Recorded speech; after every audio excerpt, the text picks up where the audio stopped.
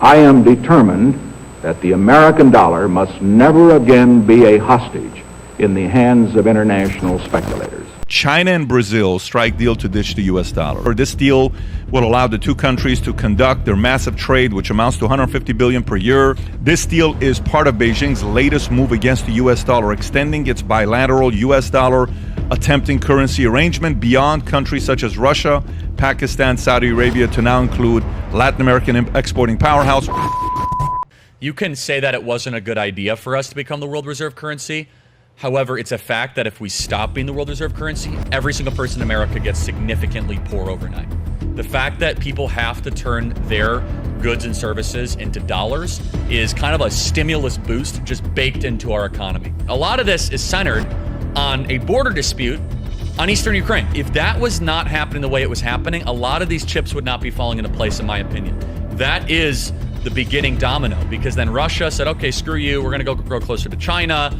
You know, we're no longer, for the first time ever, Russia has just dropped basically all their dollars out of the central bank because we made them when we put sanctions on them. By the way, what does that say for world reserve currency status? This is why our leaders are so stupid.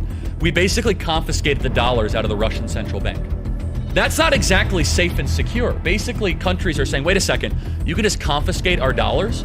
Like, we went after them and just grabbed the dollars and said, yep, they're no longer valid. And Russia said, okay, well, that's an act of war, which it is. It's bad all across the board, but make no mistake, with the proper president, the right president, we can crack that alliance in 9 months.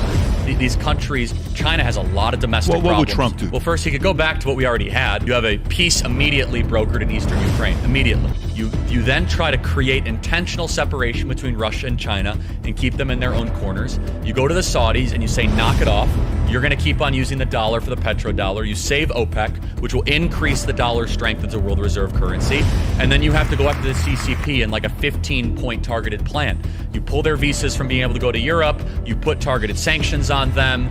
But we have to have a serious plan to punish the CCP for what they did with the virus, covering it up and lying about it. And then also their hyper-aggressive action with Belt and Road, cyber warfare, infiltrating the American economy. Some of that comes with a price and a cost. Whether we're in a recession or not, I think we are in a recession. It really is an indictment of the lack of confidence coming from the current regime. We don't know if a big tax bill is going to be passed. We don't know if the regulators are going to be thrown at us. You could squeeze China through a bilateral agreement with Korea, Japan, and India. I disagree a little bit. I think Russia's run by a bunch of thugs and mobsters. I think Russia wants whatever is best for Russia. I don't think necessarily Russia and China are these natural partners. I think we made it that way. The problem right now is the CCP is able to run undeterred right now. There is no counterbalance from America. Like, okay, China, you're going down to Brazil to go do a new deal. 15% export now tariff immediately on pick your product. Just make them feel it a little bit of, make them think twice. He said there's no cost to it. And look, China has a lot of domestic problems. They have hundreds of millions of people living in legitimate third world poverty. Despite the appearance that Xi Jinping puts on like he's the most popular leader ever, there's legitimate dissent against the CCP. The CCP is run by a group of mobsters and thugs with no more than 5% of the popular support. And so they got their own ticking time bomb. They have ghost cities. They manipulate their currency. They have bank runs that happen far too often. They suppress a lot of the news there. They're not a free society. They think they can kind of do this Marxist Orwellian digital surveillance state. And so China likes to posture as this really strong man. We could destabilize the Chinese Communist Party in 9 months with a proper president. The only question then is why don't we? It's because they've captured our elites.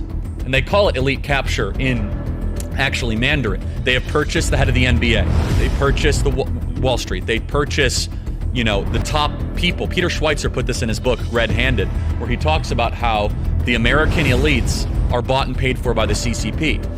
There's a great expression in Mandarin, and it's roughly translated, little bad talk, big help, which means they might talk a bad game against China, but they're a big act of help.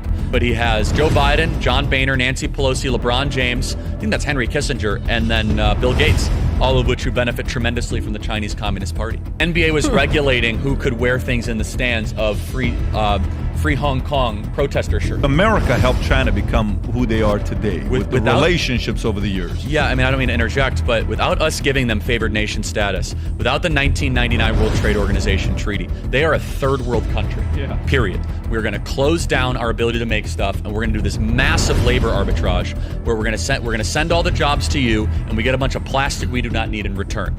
Who were the architects of that deal in 1999? Well, Bill Clinton signed it, but it was largely driven by consultants. McKinsey & Company was the largest company that was basically pushing, we're going to go in, we'll save you, pennies on a dollar. You could make this trinket in China for this. Even this tie right here is made in China. I was like wearing it earlier. Are you kidding me? Why can't we make this here? It's because, we want to try to get the lowest cost. And for certain products, it made sense. But why do we make penicillin and vitamin C? 90% of all our vitamin C comes from China. Like, that makes no sense. And so we offshored our critical infrastructure to a country that seemed to be kind of a passive country, and it's now turned into our greatest enemy. And what have we gained from that? Just lower prices when you go to Walmart? I'll tell you what we've gained. Our homes are twice as big as they were in the 1950s, with twice as much garbage that we do not use, and they're half filled. They're twice as empty because we have less kids. So we have piles of plastic we do not use and factories that are empty. And then, in return, we fill our entire communities with fentanyl made by the Chinese Communist Party, pumped through by the Sinaloa drug cartel, and we lose 107,000 people a year to drug overdoses. Maquiladora.